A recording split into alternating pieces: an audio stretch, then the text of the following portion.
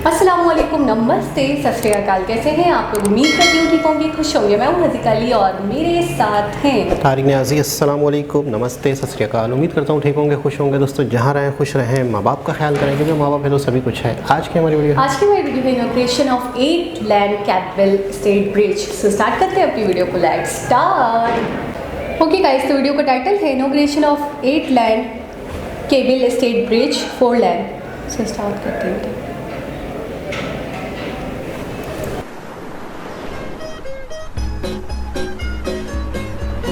गौरवशाली इतिहास से लेकर वैश्विक स्तर की आधुनिकता, चकाचौंध से भरे शहर से लेकर सुकून देने वाले समंदर तक, विरासत संजोते पर्यटन स्थल से लेकर विकास की दौड़ लगाता वर्ल्ड क्लास इंफ्रास्ट्रक्चर, कुछ ऐसा है देश दुनिया में मशहूर अपना गोवा। प्रधानमंत्री नरेंद्र मोदी जी के नेतृत्व में गोवा के सपनों को ऊंची उड़ान भरने के लिए नई ऊर्जा मिली है। अब गोवा और चमक रहा है। मुख्यमंत्री प्रमोद सावंत ने हर वो जतन किए हैं जिससे गोवा विकास के पैमाने पर सबसे आगे खड़ा दिखे।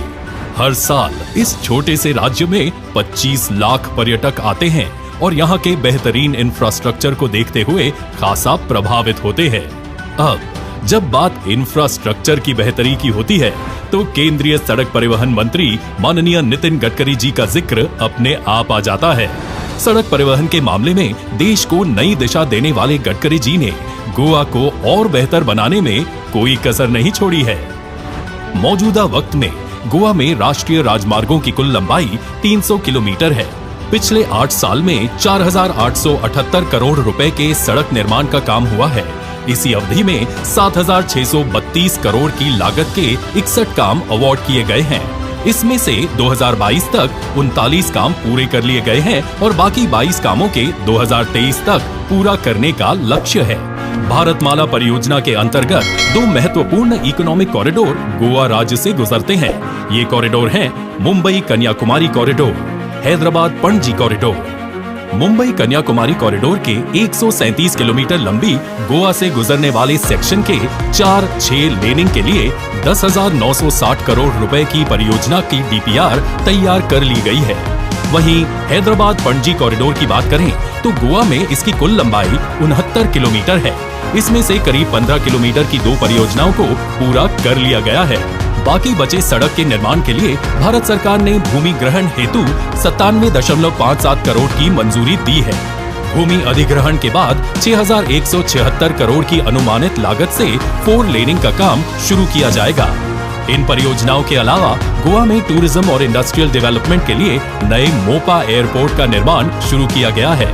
इस एयरपोर्ट को मुंबई गोवा हाईवे से जोड़ने के लिए 6.8 किलोमीटर के लिंक रोड निर्माण की सरकार ने मंजूरी दी है, जिसकी लागत 1,183 करोड़ रुपए है।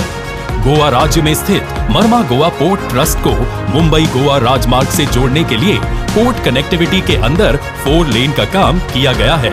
इस पोर्ट में कार्गो के लगातार मूवमेंट के लिए कई सारे लूप्स के निर्माण का काम भी शुरू किया गया है। इससे न सिर्फ गोवा, साथ ही आसपास के राज्यों से भी मूवमेंट को बेहतर किया जा सकेगा। साल दर साल इस राज्य को अलग अलग प्रोजेक्ट्स की सौगात मिली है और अब इसी कड़ी में नाम आता है गोवा का जुआरी केबल स्टे ब्रिज।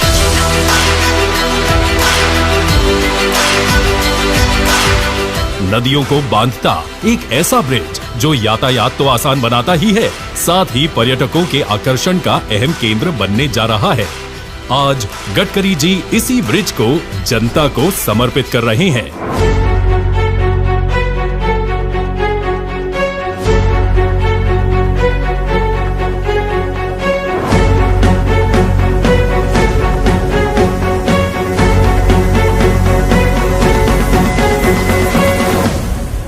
ब्रिज की बात करें तो पंजिम मैंगलोर खंड के NH 17 या NH 66 पर जुआरी नदी पर बना ये ब्रिज देश का दूसरा सबसे लंबा केबल स्टे ब्रिज है। जुआरी केबल स्टे ब्रिज समेत इस पूरे प्रोजेक्ट को 3 चरणों में 2,530 करोड़ रुपए की लागत से बनाया गया है। ये ब्रिज उत्तरी गोवा में स्थित बम्बोलिम को दक्षिण गोवा के वेरना जंक्शन से जोड़ता है। केबल स्टे ब्रिज 640 मीटर लंबा है, जिसमें 360 मीटर का सेंट्रल स्पैन और दोनों तरफ 140 मीटर का एंड स्पैन है।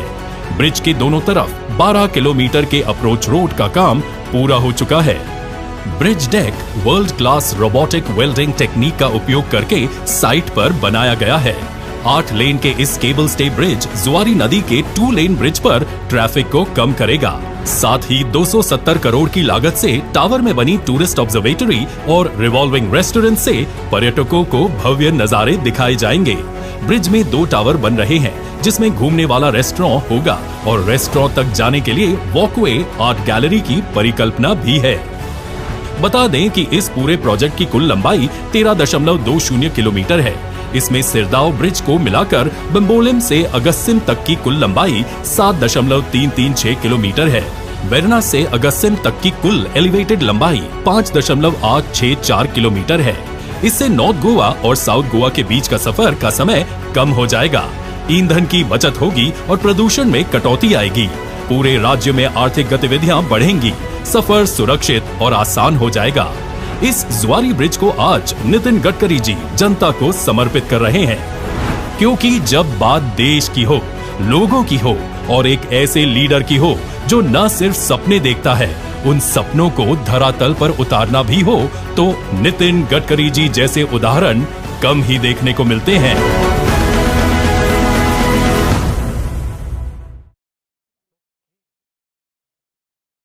जी जनाब, वीडियो देखने के बाद मुझे एक छोटी सी स्टोरी याद आई, एक सिविल इंजीनियर की। तो क्योंकि जो भी मुझे याद आता है वो मैं आप लोगों के साथ शेयर करना बहुत बहुत ज़रूरी समझती हूँ, तो ये भी ज़रूरी है। थोड़ी सी वीडियो का वाइंड अप लंबा होने वाला है।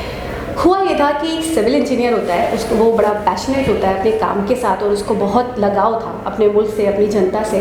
और वो बचपन ही से बहुत ज़्यादा मतलब पढ़ता है, लिखता है और कहता है मैं बड़े होकर सिविल इंजीनियर बनूंगा। एक गांव से होता है, छोटे से गांव से, और क्योंकि वो बहुत इंटेलिजेंट होता है, स्कूल में टॉप करता है, कॉलेज में टॉप करता है, यूनिवर्सिटी में टॉप करता है और उसके बाद फाइनली वो सिविल इंजीनियर बन जाता है। उसके बाद वो जहाँ पे तैनात होता है वहाँ पे सब करप्ट होते हैं, सब करप्ट होते हैं। फिर उसके बाद वो उनको रोकने की कोशिश करता है, वो उनको भ्रष्टाचार के इल्ज़ाम लगाते हैं उस पर और कहते हैं हम आपको फंसा देंगे, आपकी पोस्टिंग यहाँ से हटवा देंगे।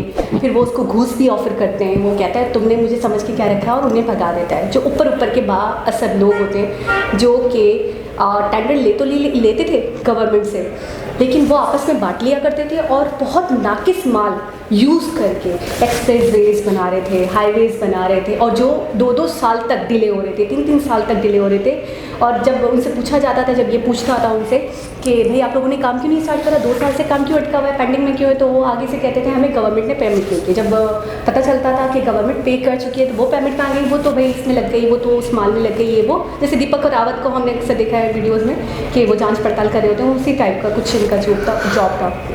उसके बाद ये क्या करते हैं, ये लेटर लिखते हैं, आई थिंक चीफ को लेटर लिखते हैं, चीफ ऑफ द डिपार्टमेंट को लेटर लिखते हैं कि पता नहीं चीफ ऑफ द कमिश्नर को लेटर लिखते हैं कि ये बहुत गलत हो रहा है, यहाँ पे बहुत कुछ करप्ट हो रहा है और बहुत ज़्यादा करप्शन चल रहा है और मेरी एक नहीं सुन रहे ये लोग। और मैं नहीं चाहता कि हमारी जो जनता है, हमारी जो मासूम जनता है, उसका पैसा इस तरीके से करप्शन की नज़र है। वो हम पर बहुत बिलीव करते हैं, बहुत एतमाद करते हैं और मैं जानता हूँ जो मेरा मिशन है वही आपका मिशन है। आप बड़े सिंसियर हैं मुझसे, तो आप कुछ करें। और उसके बाद उसको एक एग्ज़ाम देता है और वही कहता है शायद मैं अभी छोटा एम्प्लॉय हूँ तो मेरी बात नहीं चल रही, तो मैं ऐसा करूँगा कि जब मेरी पोस्टिंग बड़ी हो जाएगी तो मैं इन सबको सेट कर पाऊँगा नहीं। उसकी तैनाती किसी और शहर में होती है, वो वहाँ जा रहा होता है कि अचानक 4 बजे उसकी वहाँ पे मतलब वो वहाँ उस शहर पहुँचता है और उसको कैब लेने आने वाली होती है। तो वो फ़ोन करता है कैब वाले को कि यार तुम कहाँ रह गए, तो वो कहता है यार मैंने तो कैब करवा दी थी। अपने एम्प्लॉय को फ़ोन करता है कि कैब नहीं आई, तो वो कहता है हाँ मैंने कैब करवा दी थी, वो पता नहीं क्या मसला हो गया, आप चेक कर लें। वो कहता है अच्छा छोड़ो, मैं ना ऑटो से या चिंची से आ जाता हूँ अपनी डेस्टिनेशन पे जहाँ पे उसको पहुँचना था, जहाँ उसकी पोस्टिंग होती है। और बीच रास्ते में फाइनली उसको ख़त्म करवा देते हैं, फिनिश करवा देते हैं। 2 नामालूम अफराद आते हैं, उसकी वॉलेट में सिर्फ 200 रुपये होते हैं। उस 200 रुपये को लूटने के लिए लूट का केस बनता है और उसको लुटवा देते हैं, वो लुट जाता है और उसके बाद उसको मार के चले जाते हैं। और जो पेपर्स होते हैं, पोस्टिंग के जो डॉक्यूमेंट्स होते हैं वो सब ले जाते हैं। पुलिस बहुत ज़्यादा सर्च आउट करती है, क्या मसला था, कहाँ था, ये कहाँ गलत था। हर कोई उसकी तारीफ़ करता है, हर कोई कहता बड़ा अच्छा, बड़ा नाइस बंदा था, कभी कुछ ऐसा नहीं हुआ। गाँव में भी आखिर में थक आ जाते हैं, वो कहते हैं भाई हमसे नहीं हो रहा। फिर CIA के पास केस जाता है, CIA भी बड़ा जाँच पड़ताल करती है, कुछ नहीं होता, 0 रिजल्ट। आखिर में CIA के पास, जो CIA का बड़ा ऑफिसर होता है, वो सब समझता था, सब पता था उसको कि क्या मसले मसाले क्या माजरा है। तो उसका छोटा ऑफिसर उससे कहता है कि सर मैं कुछ भी कह रहा हूँ, लेकिन आप यकीन करें सिविल इंजीनियर के साथ गलत हुआ है। 200 रुपये के लिए कोई लूट क्यों करेगा? मतलब लूटना होगा, हज़ारों रुपये, लाखों रुपये के पीछे किसी को लूटा जाएगा, किसी के पास बहुत कैश होगा भारी तो लूटा जाएगा। तो वो उससे कहता है कि अच्छा ठीक है, तुम्हें नहीं समझ में आता तो मैं तुम्हें एक कहानी सुनाता हूँ। एक राजा था, वो बहुत मगरूर राजा था, वो बहुत तकब्बुर भरा राजा था। और वो राजा जो होता है ना, वो अपने दर्जी को कहता है कि तुम मुझे एक सूट बना कर दो, ऐसा सूट बना कर दो जो पहले किसी ने कभी नहीं पहना। बस शॉर्ट में ख़त्म होने वाला है। तो वो राजा को कहता है कि दर्जी तो बहुत डर जाता है, वो कहता है ऐसा सूट कैसे बना कर दूँ जो कभी किसी ने नहीं पहना हो। खैर कहता है अगर तुमने नहीं मुझे बना कर दिया तो मैं सुबह तुम्हारा सर उड़वा दूंगा। अब दर्जी पूरी रात टेंशन में रहता है। सुबह कहता है, राजा उसके पास आता है, कहता है बताओ तुमने मेरा सूट तैयार किया? वो कहता है हाँ आपका सूट तैयार है, एक ऐसा सूट बनाया है जो आज से पहले कभी किसी ने नहीं पहना। फिर वो राजा को ऐसे करके ऐसे करके ऐसे करके ऐसे करके पहनाता है, राजा के बटन लगाता है। राजा कहता है अच्छा तुमने पहना दिया? वो कहता है हाँ ये है हवा का सूट। वाह, राजा बहुत खुश होता है, अपनी जनता के सामने जाता है। जनता कहती है वाह वाह क्या राजा जी आपने क्या सूट पहना है। मतलब राजा ने कुछ नहीं पहना है, लेकिन वो हवा का सूट है तो जनता भी उसकी बड़ी तारीफ करती है। जनता उसके अपोज बोल नहीं सकती थी। एक बच्चा हंसने लगता है खिलखिला के और कहता है राजा तुमने तो कुछ भी नहीं पहना है, तुम तो नंगे हो। आगे क्या होता है उस बच्चे के साथ वो नहीं पता, लेकिन वो पुलिस इंस्पेक्टर कहता है जो उस बच्चे के साथ हुआ था ना वो इस सिविल इंजीनियर के साथ हुआ था। अब आते हैं मुद्दे पे, पूरी कहानी सुनाने का मकसद क्या था। एक दफ़ा मैंने वीडियो में कहा था पहले भी, नीचे का तबका कितना भी ईमानदार हो, जब तक PM मोदी जी क्लियर नहीं होते, जब तक इनका सिस्टम क्लियर नहीं होता, जब तक इनका विचार नहीं होता, इनकी सोच नहीं होती, कुछ नहीं। जिस पर सामने से ये भी मैंने सुना कि हाँ ये तो है, लेकिन एक टीम वर्क होता है, सबको लेकर चलना होता है, छोटे लोगों का भी बहुत बड़ा योगदान होता है, मेहनत होती है, बिल्कुल होता है, एम्प्लॉयज़ की भी मेहनत होती है, हर किसी का अपनी अपनी जगह काम होता है।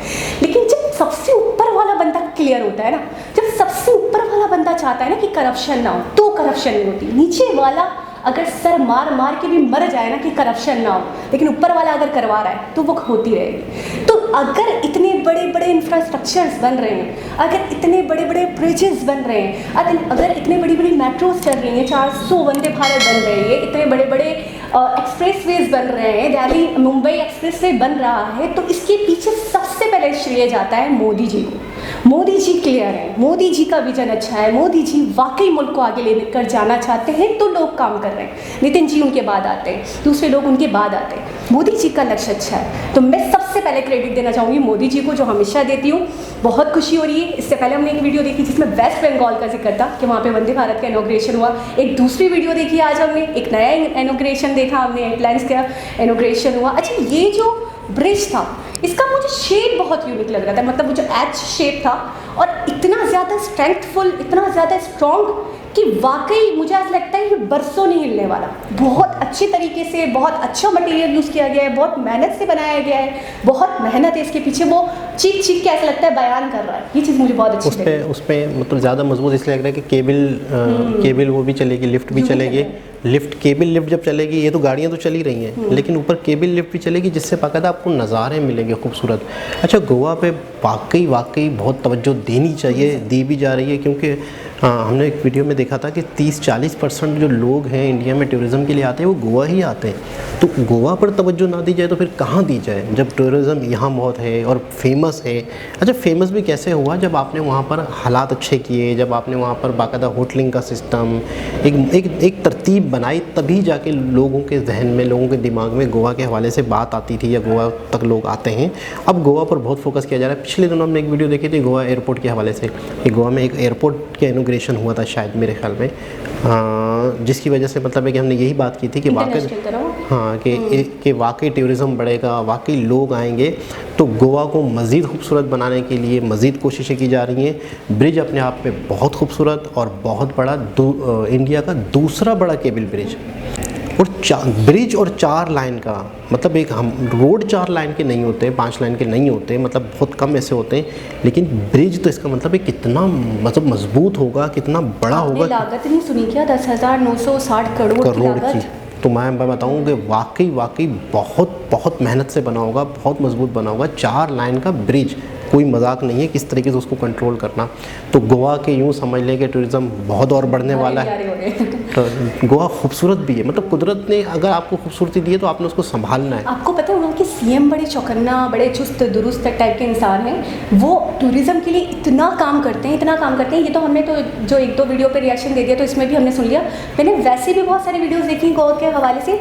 सबसे पहले पता है नाम किनका आ रहा होता है, सारा सहरा सारी चीज़ों का जो एक क्रेडिट जा रहा होता है इनके सीएम को जा रहा होता है। ये बड़े कोशिश रहते हैं कि हम गोवा का टूरिज़्म किस तरीके से बढ़ा सकते हैं, किस लेवल पर जाकर बढ़ा सकते हैं, बढ़ाएं। कुछ राज्य ऐसे होते हैं जो पूरे मुल्क को खिला रहे होते हैं, जैसे हमारे कराची के हवाले से कहा जाता है कि कराची पूरे मुल्क को खिला रहा है। तो इसी तरह कुछ इलाके या टूरिज़्म जहाँ होती है तो वहाँ से पूरे कंट्री को फ़ायदा हो रहा है। तो बहुत बढ़िया न्यूज़ है, बहुत ज़बरदस्त। दोबारा किसी और हिसाब से मुलाकात होगी, जब तक के लिए अल्लाह हाफ़िज़।